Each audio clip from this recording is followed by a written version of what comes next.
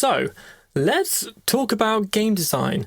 Something I probably should have talked about in episode 1, but I didn't actually do it until like 4 months ago. My name's Sam and I'm working making a trading card game from scratch. In this series, I'm going to go over how I've made my trading card game, where I'm at now, the process after I've continued, and how making this card game has actually been really fun, but has taken 7 months so far. I'm not even done yet. Without further ado, I'm going to show you how I start making my trading card game and how you can start yours too. So let's get into it.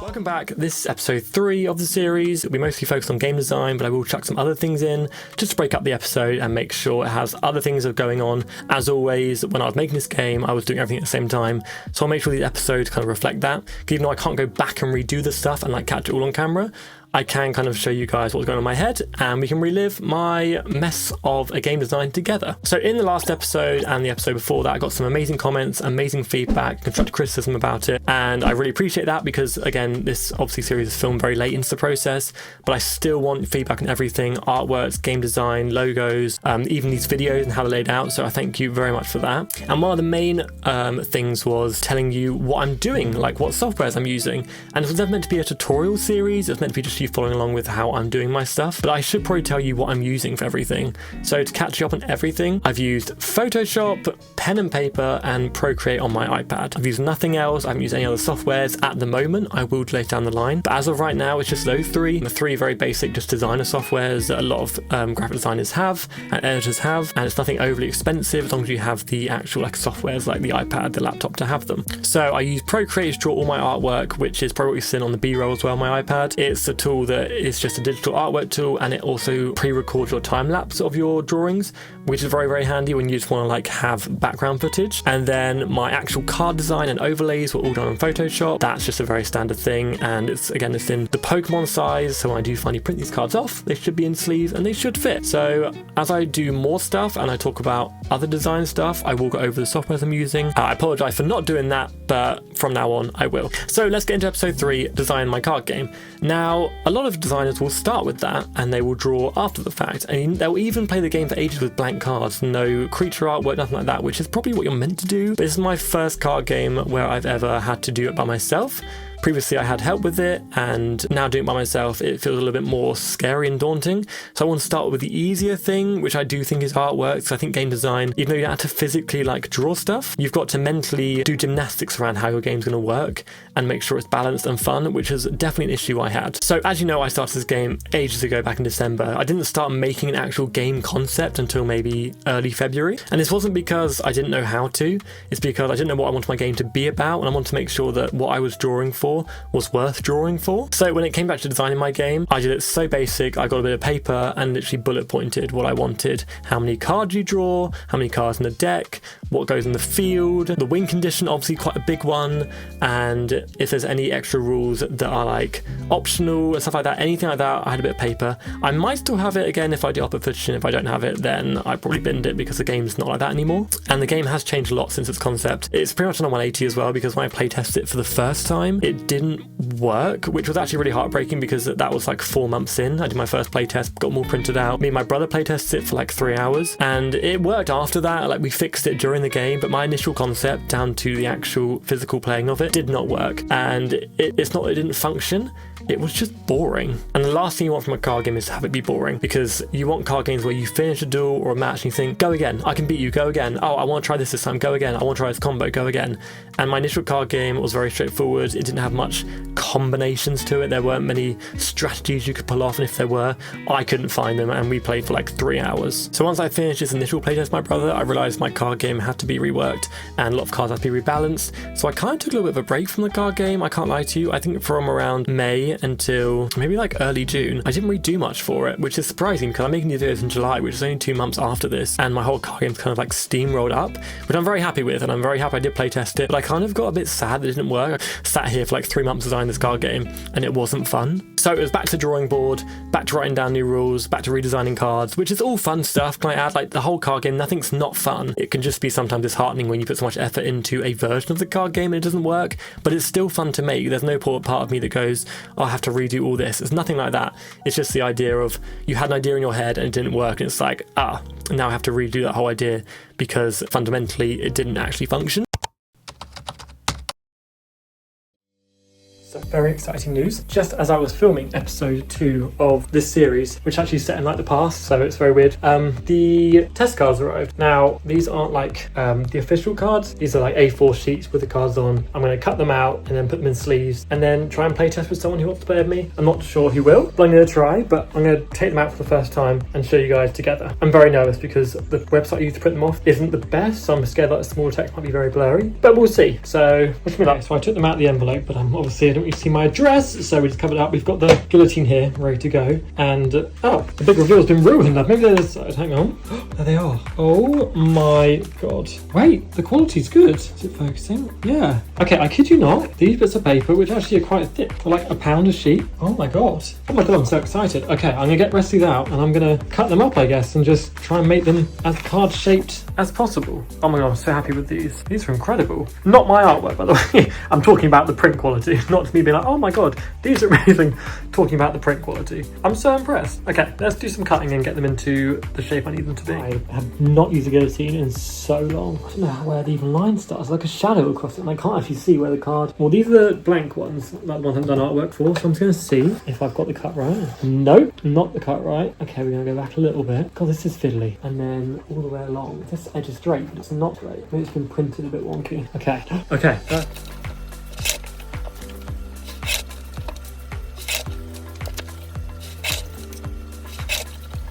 Okay, so as you can see, I've now cut out every single card. There's only like one went wrong on the side here. It's like a white, is it blemish, I guess? It's like, it didn't quite cut it enough. But apart from that, it only took like 20 minutes. So now I'm ready to play test them and see if this game actually works now I've revamped it. Because if it doesn't, back to the drawing board, I guess. So I had the idea of having a boss system or a protection system where you would have your guardians, which is why they're called guardians, protect something, and that something are shrines. Now, these shrine cards act as like a health bar for your entire game, so the job of your guardians is to protect these shrines and also take out your opponent's shrines. So the idea of a lot of card games is you normally start quite slow, and over time, near the end, you'll build your team, you'll build your field, your arena, your hand, until you have this powerful monster that can just beat your opponent. Is normally the way cards games go, especially back when they're more basic, like at the start of them. Like, for example, beginning of Yu-Gi-Oh! When Yu-Gi-Oh! First came out and you had the Legend of Blue Eyes set, once you got out Blue Eyes, unless they had a really good spell trap card, there was no monster that could beat it. So your whole idea was getting these big boss monsters out,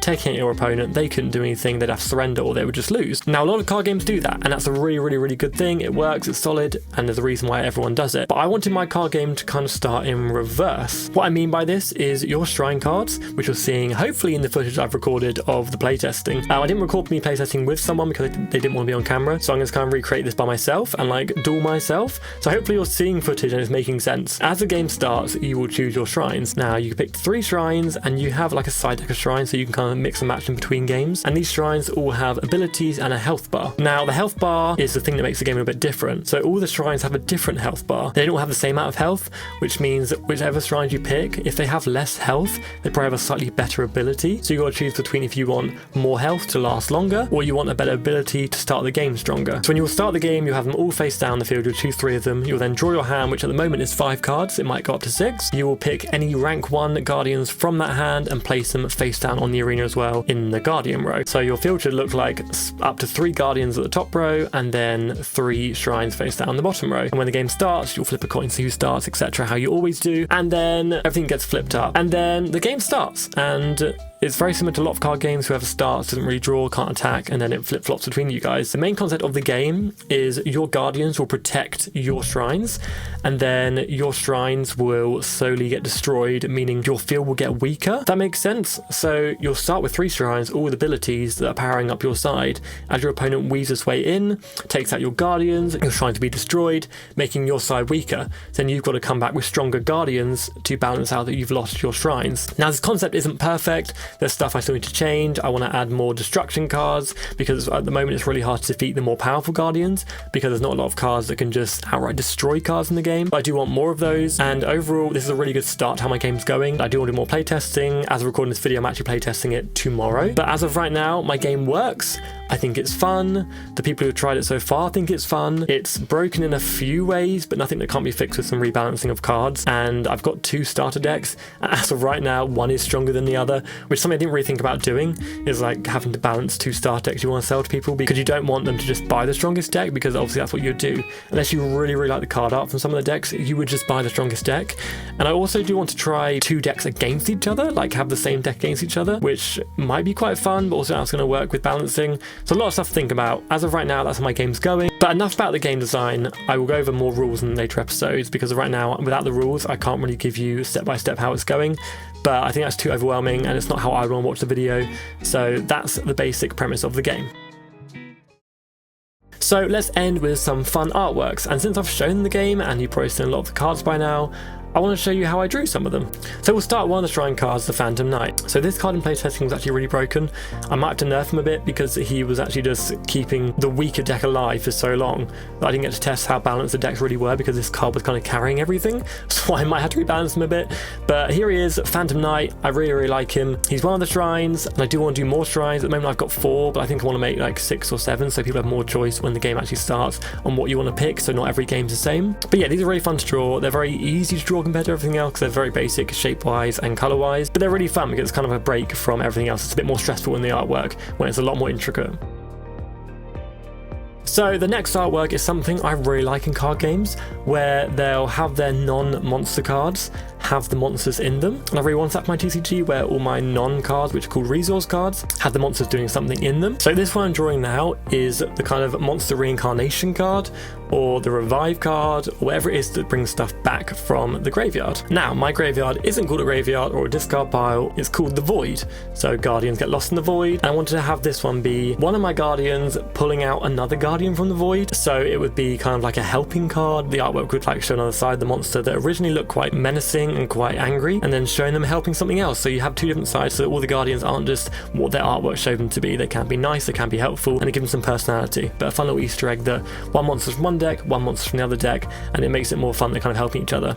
So this is my current revive card. I'm not sure what name's going to be yet. It's called Return Voyage. Like Bon Voyage, Return, I'm not really sure yet. It's just work in progress. I need to make a name for it so I can print it out. But yeah, this is like my reincarnation card returning from the void, and I really like the artwork. It's very much like playful, which I wanted for these cards.